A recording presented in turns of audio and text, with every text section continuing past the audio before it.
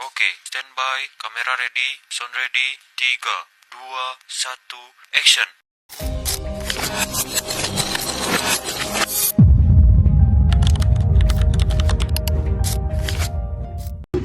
Assalamualaikum warahmatullahi wabarakatuh. Dalam rangka mendukung jurusan manajemen Fakultas Ekonomi dan Bisnis Universitas Halu Oleo dan untuk membiasakan diri berinteraksi sosial, maka izinkan kami untuk membuat video question and answer bab 1 dan bab 2 mengenai finansial teknologi. saksikan guys.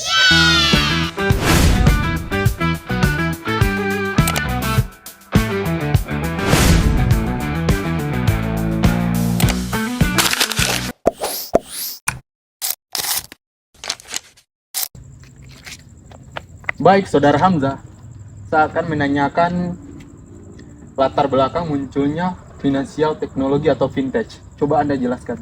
Baik, jadi latar belakang munculnya vintage itu tidak terjadi secara tiba-tiba, melainkan dipengaruhi oleh berbagai faktor utama. Menurut Arslanian dan Fischer tahun 2019, terdapat 3 katalis yang mendorong lahirnya vintage. Yang pertama itu karena krisis keuangan pada tahun 2008 yang mengakibatkan hilangnya kepercayaan terhadap lembaga keuangan tradisional dan memperketat regulasi bank. Hal ini memberi peluang bagi startup vintage untuk menawarkan alternatif.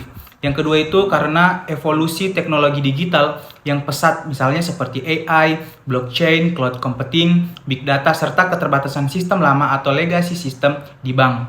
Yang ketiga itu karena perubahan ekspektasi nasabah yang semakin menginginkan layanan cepat, mudah, transparan, dan berbasis digital. Ketiga faktor ini menciptakan ruang bagi lahir dan berkembangnya vintage secara global maupun di Indonesia. Oke, baik, untuk Saudara Bayu, saya akan mengajukan pertanyaan mengenai definisi vintage menurut para ahli. Bisa dijelaskan? Definisi finansial teknologi vintage memiliki beragam definisi sesuai dengan perspektif para ahli dan lembaga. Yang pertama, menurut Blackstad dan Allen 2018, mendefinisikan vintage sebagai inovasi teknologi yang memungkinkan terbentuk ekosistem keuangan baru yang lebih terbuka, inklusif, dan berbasis digital. Di situ menurut para ahli yang kedua, Nicolette 2017, menekankan integrasi teknologi dengan layanan keuangan yang menghasilkan produk, layanan, dan model bisnis baru. Menurut Christie dan Berberry 2016, menyebut vintage sebagai gerakan global yang dipicu oleh startup, investor, dan regulator untuk membentuk cara baru dalam menabung, meminjam, berinvestasi, dan melakukan transaksi. Menurut Chiu dan di Penbrook 2020, memperluas definisi vintage dengan menekankan aspek regulasi dan hukum yang menuntut adanya tata kelola baru agar inovasi ini tetap dalam koridor stabilitas sistem keuangan. Baik, Saudara Hamzah, saya akan bertanya tentang sejarah perkembangan vintage. Coba Anda jelaskan. Jadi sejarah berkembangnya vintage atau perjalanan vintage dapat dibagi dalam beberapa era. Yang pertama itu pada era fondasi vintage pada tahun 1960 sampai dengan tahun 1980. Ditandai dengan lahirnya inovasi awal yang membentuk dasar layanan keuangan modern. Dimulai dengan hadirnya kartu kredit oleh Diners Club pada tahun 1950 dan American Express pada tahun 1958 yang membuka jalan pembayaran non-tunai. Perkembangan berlanjut dengan pemasangan ATM pertama oleh Barclays Bank di London pada tahun 1967 yang memungkinkan nasabah bertransaksi di luar jam operasional bank. Pada periode ini juga muncul sistem transfer dan elektronik dan infrastruktur pasar finansial. digital seperti berdirinya SWIFT pada 1973 untuk komunikasi keuangan antar bank yang aman, serta NASDAQ pada 1971 sebagai bursa saham elektronik pertama. Inovasi kartu kredit, ATM, SWIFT, dan bursa elektronik menjadi fondasi digitalisasi sektor keuangan. Meskipun adopsinya masih terbatas karena sebagian masyarakat tetap terbiasa dengan cara konvensional. Selanjutnya pada era digitalisasi vintage pada tahun 1980 sampai dengan tahun 2008 ditandai dengan transformasi layanan keuangan dari analog ke digital seiring berkembangnya komputer pribadi, internet, dan telekomunikasi. Pada tahun 1980-an, bank mulai menawarkan layanan perbankan lewat telepon dan mainframe. Sementara peristiwa Black Monday pada tahun 1987 menunjukkan resiko pasar akibat program trading yang menarik perhatian regulator.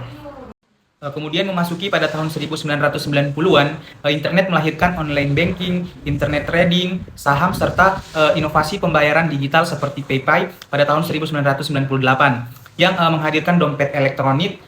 Meski awalnya belum dianggap sebagai ancaman bagi bank tradisional, lembaga perbankan masih mendominasi inovasi dengan memanfaatkan teknologi untuk meningkatkan layanan.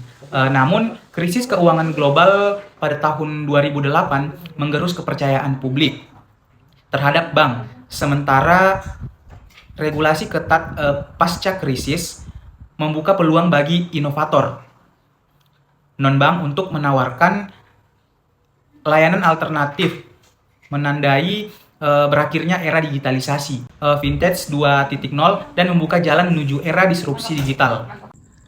Baik, kepada Saudara Bayu, saya akan mengajukan pertanyaan mengenai karakteristik vintage. Mungkin bisa dijelaskan? Karakteristik vintage. Vintage memiliki sejumlah karakteristik utama menurut Blackstead dan Allen 2018. Yang pertama, disruptif. Karakteristik disruptif berarti vintage bersifat mengganggu dan mengubah tatanan industri keuangan yang lama. Startup vintage kerap muncul dengan model bisnis yang inovatif dan disruptif untuk menantang institusi keuangan konvensional. Mereka memanfaatkan teknologi informasi, misalnya aplikasi mobile, komputasi awal, blockchain, guna menawarkan layanan keuangan yang lebih cepat, murah, dan mudah diakses. Yang kedua, inklusif. Salah satu tujuan utama dan karakteristik paling positif dari vintage adalah bersifat inklusif, yakni mendorong inklusif keuangan yang lebih luas. Vintage membuka akses layanan keuangan bagi populasi yang sebelumnya tidak terjangkau bank atau Wunderbanked, minim layanan bank. Baik, Saudara Hamzah, saya akan mengajukan pertanyaan tentang finansial, teknologi, dan keputusan keuangan.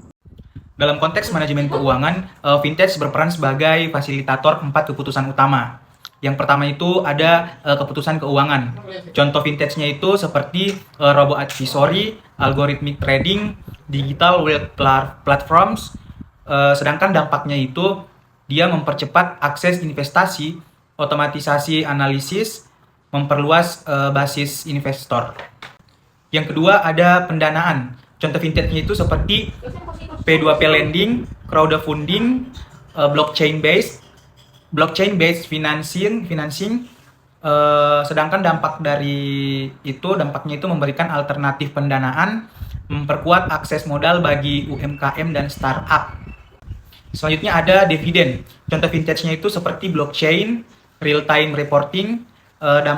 Dampaknya itu transparansi laporan keuangan, potensi distribusi dividen lebih efisien. Kemudian yang terakhir itu ada operasional atau modal kerja. Contoh vintage-nya itu seperti digital payments, e-wallets, supply chain finance, kemudian ERP based cash management. Dampak dari hal tersebut seperti efisiensi cash flow, manajemen likuiditas real time, pengurangan biaya transaksi.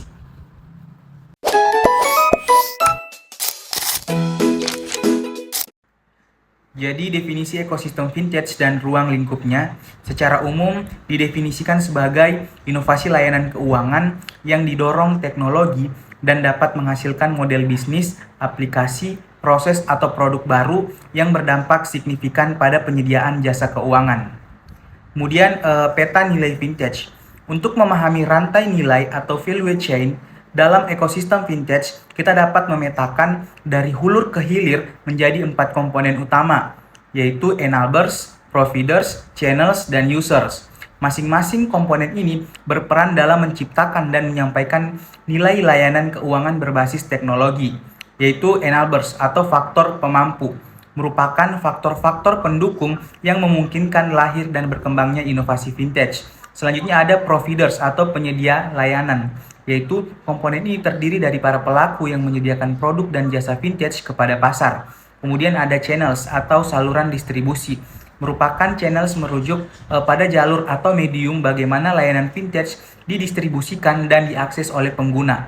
Yang terakhir ada users atau pengguna, yaitu segmen pengguna mencakup individu atau retail maupun bisnis yang menjadi end user dari layanan vintage.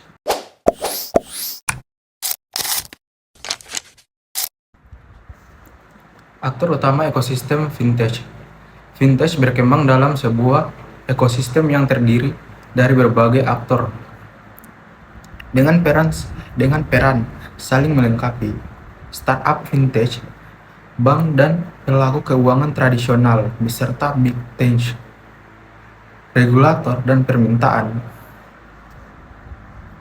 investasi atau pendanaan penyediaan, infrastruktur, teknologi, asosiasi industri, dan intermediari, serta konsumen dan UMKM, semua berinteraksi dalam lanskap jasa keuangan digital modern. Begitu startup vintage. Startup vintage adalah perusahaan rintisan yang fokus menggabungkan teknologi dengan layanan keuangan untuk menghadirkan inovasi. Selanjutnya ada bank, incumbents, dan big tech.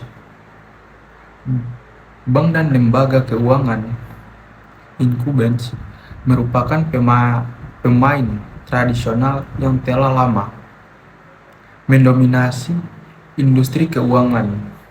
Kekuatan mereka terletak pada basis nasabah besar, kepercayaan yang telah terbangun, serta kepatuhan, regulasi, dan permodalan yang kuat. Habis itu, regulator dan permintaan. Regulator dan permintaan memegang peran kunci sebagai penjaga keseimbangan antara inovasi dan stabilitas dalam ekosistem vintage. Mereka bertanggung jawab memastikan bahwa inovasi teknologi di sektor keuangan tidak mengorbankan keamanan sistem keuangan, perlindungan konsumen, maupun kepatuhan. Terdapat aturan seperti anti pencucian uang. Selanjutnya, investor dan pendanaan. Investor dan pendanaan menyediakan bahan bakar finansial bagi pertumbuhan vintage.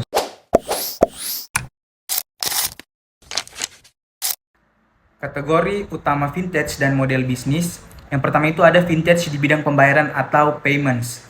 Vintage di bidang pembayaran merujuk pada inovasi teknologi yang mentransformasi cara konsumen dan bisnis melakukan transaksi keuangan.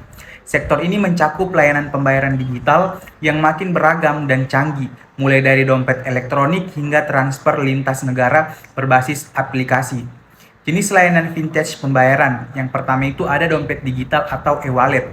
Layanan berupa akun elektronik pada perangkat mobile yang menyimpan dana pengguna untuk melakukan pembayaran.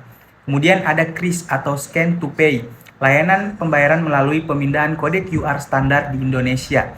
KRIS adalah standarisasi nasional kode QR oleh Bank Indonesia yang memungkinkan satu QR kode untuk semua aplikasi pembayaran. Kemudian ada Payment Gateway, yaitu layanan gerbang pembayaran yang menjembatani transaksi antara merchant atau penjual dengan institusi keuangan, misalnya bank atau penyedia kartu. Kemudian ada real-time payments atau pembayaran waktu nyata, yaitu layanan transfer dana antar rekening bank secara instan, tersedia 24/7 dana dan segera dapat digunakan penerima.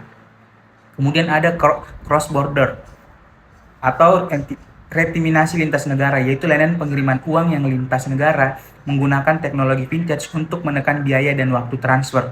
Model bisnis dan pendapatan vintage di sektor pembayaran menerapkan beberapa model bisnis dan sumber pendapatan utama untuk memonetisasi layanan. Kemudian ada merchant discount rate atau MDR, biaya berlangganan, subscription, float dan inovasi saldo, interchange fee. Karakteristik dan inovasi teknologi layanan pembayaran vintage memiliki sejumlah karakteristik. Kunci yang membedakannya dari layanan pembayaran tradisional didorong oleh inovasi teknologi terkini, misalnya seperti berbasis digital atau mobile. Yang pertama ada interoperabilitas dan integrasi, yang kedua kecepatan transaksi tinggi, yang ketiga keamanan dan teknologi enkripsi, kemudian stabilitas dan biaya lebih rendah. Dampak pada konsumen, UMKM, dan sistem pembayaran nasional. Kehadiran vintage di bidang pembayaran membawa dampak signifikan bagi berbagai lapisan, mulai dari konsumen, perorangan, pelaku usaha mikro kecil menengah atau UMKM, hingga perekonomian dan sistem pembayaran nasional.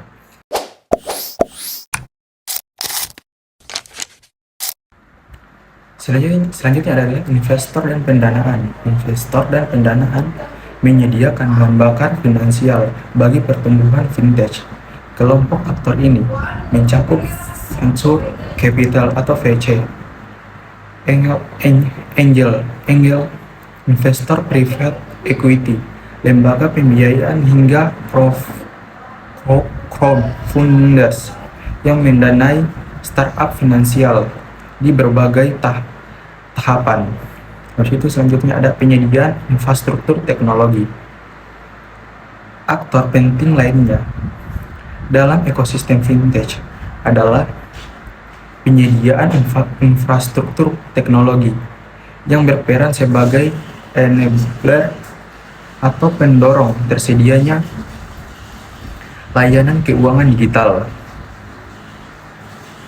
Selanjutnya ada asosiasi industri dan intermediari.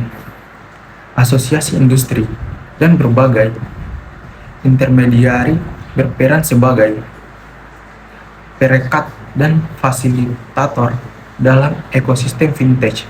Asosiasi vintage umumnya merupakan himpunan para pelaku startup vintage, institusi keuangan pendukung ekosistem yang bertujuan mendorong kolaborasi, melakukan advokasi kebijakan, serta menetapkan startup atau etika industri. Selanjutnya ada konsumen dan UMKM sebagai pengguna serta CEO kreator. Pada akhirnya konsumen, individu, dan pelaku usaha mikro kecil menengah. UMKM adalah aktor yang menjadi pusat ekosistem vintage. Mereka adalah pengguna akhir layanan keuangan digital sekaligus berperan sebagai CEO kreator ikut membantu nilai dan arah layanan tersebut.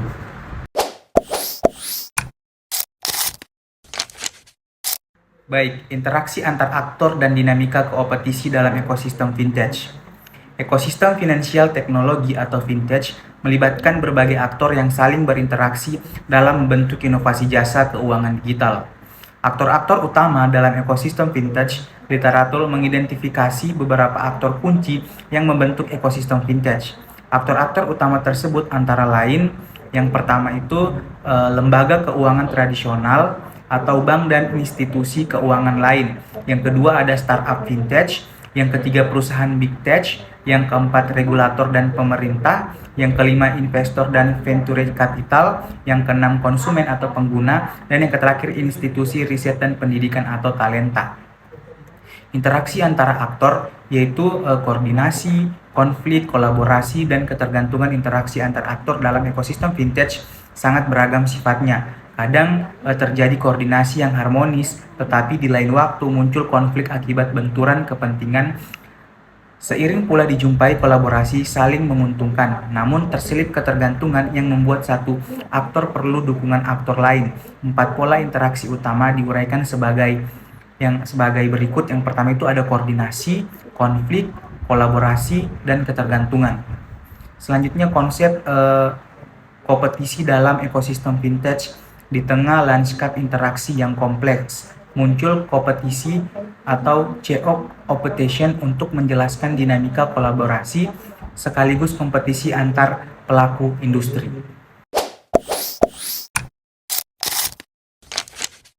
Teknologi pemungkinan dalam vintage. Kemajuan finansial teknologi atau vintage sangat ditopang oleh serangkaian teknologi pemungkinan enabling teknologis yang merevolusi cara layanan keuangan dirancang dan disampaikan antar muka, programan aplikasi atau API, konsep dan fungsi application program interface adalah sekumpulan aturan dan protokol yang memungkinkan berbagai sistem perangkat lunak berkomunikasi dan bertukar data satu sama lain. Internet of Things atau IoT, definisi dan ruang lingkup. Internet of Things merujuk pada jaringan perangkat fisik yang tertanam sensor, perangkat lunak, dan konektivitas untuk mengumpulkan dan bertukar data melalui internet. Peran IoT dalam vintage. IoT berperan sebagai penghasil data baru dan penghubung dunia fisik dan layanan keuangan digital. Beberapa kontribusi IoT di sektor keuangan. Yang pertama, asuransi berbasis IoT. Yang kedua, pembayaran dan retail IoT. Yang ketiga, manajemen aset dan kredit. Yang keempat, smart branch dan ATM. Itu teknologi biometrik. Definisi dan jenis biometrik adalah teknologi untuk mengidentifikasi atau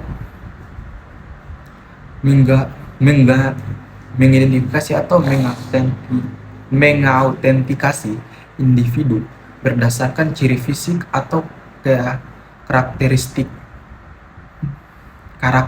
unik lainnya yang termasuk dalam biometrik, antara lain sidik jari, wajah, iris mata, suara, telapak tangan, bahkan perilaku.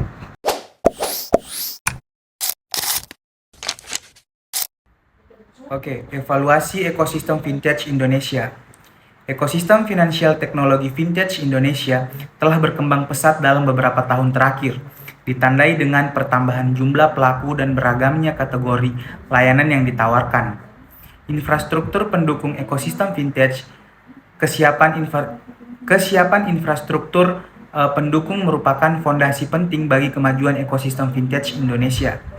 Ada beberapa aspek infrastruktur utama yang meliputi, yang pertama itu ada konektivitas digital atau internet dan seluler, yaitu Indonesia telah mencapai kemajuan pesat dalam hal konektivitas. Kemudian ada sistem pembayaran dan interoperabilitas, di mana infrastruktur sistem pembayaran di Indonesia mengalami transformasi besar untuk mendukung ekonomi digital. Kemudian ada standar QRIS atau QR Kode Indonesia Standar, diluncurkan pada tahun 2019, memungkinkan satu QR Kode bisa dibayar dari berbagai aplikasi atau dompet.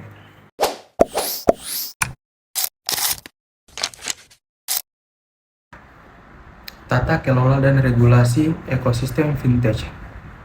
Pentingnya tata kelola dan regulasi dalam ekosistem vintage.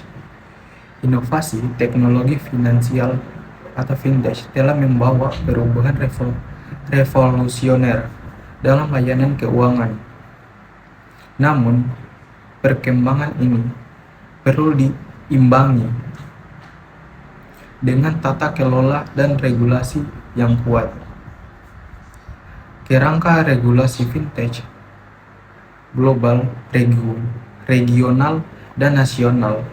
Kerangka global regulasi vintage kini menjadi agenda di tingkat global. Lembaga-lembaga internasional telah mengkaji implikasi vintage terhadap sistem keuangan,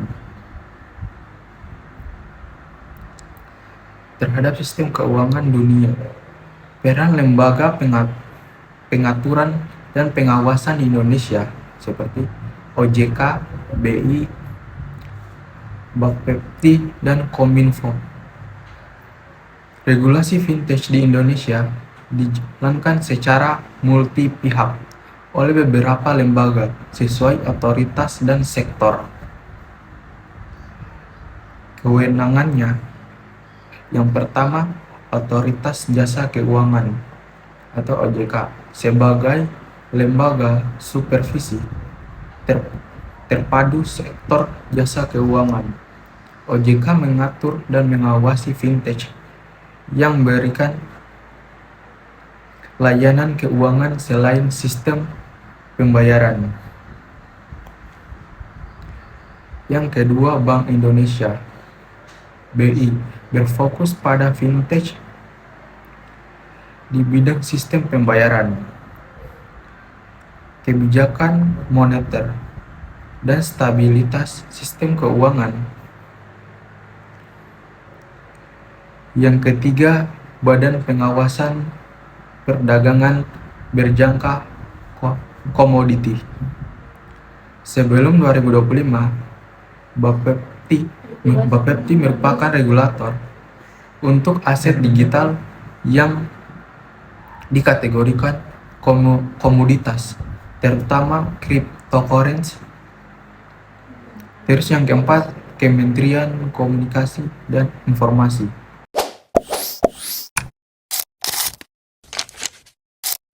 Oke, implikasi vintage bagi 4 keputusan keuangan. Perlu kita ketahui, perkembangan finansial teknologi atau vintage telah membawa inovasi yang memengaruhi berbagai aspek pengambilan keputusan di bidang keuangan. Yang pertama itu ada keputusan investasi, di mana keputusan investasi berkaitan dengan bagaimana dana dialokasikan ke berbagai aset atau proyek untuk memperoleh imbal hasil di masa depan. Kemudian ada keputusan pendanaan. Nah, keputusan pendanaan ini atau financing berkenan dengan bagaimana suatu entitas memperoleh dana untuk membiayai kebutuhan investasinya. Yang ketiga ada keputusan dividen, di mana keputusan dividen ini berhubungan dengan kebijakan perusahaan dalam membagikan laba kepada pemegang saham versus menahan laba tersebut untuk reinvestasi. Yang terakhir ada keputusan operasional atau modal kerja. Nah, keputusan operasional atau modal kerja mencakup pengelolaan aset lancar dan kewajiban lancar perusahaan untuk menjamin kelancaran operasi sehari-hari.